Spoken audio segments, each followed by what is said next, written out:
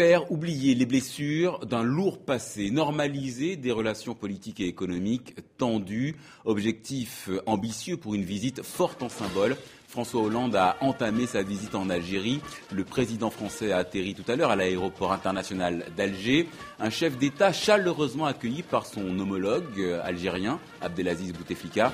François Hollande accompagné de sa compagne, mais surtout d'une importante délégation. Près de 200 personnes, dont 9 ministres et une quarantaine d'hommes d'affaires, car cette visite a des objectifs aussi bien politiques qu'économiques. Dominique Larèche, notre envoyé spécial à Alger, nous résume les enjeux de ce déplacement. Il faut dire que cette visite a un quadruple défi. D'abord, devant les deux chambres tout à l'heure, il faudra savoir trouver les mots justes pour faire oublier les blessures du passé, les blessures liées à la colonisation, mais aussi à la guerre d'indépendance de l'Algérie.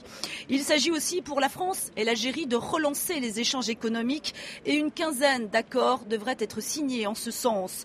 Puis demain, à Tlemcen, il lui faudra adresser un message d'espoir à la jeunesse algérienne.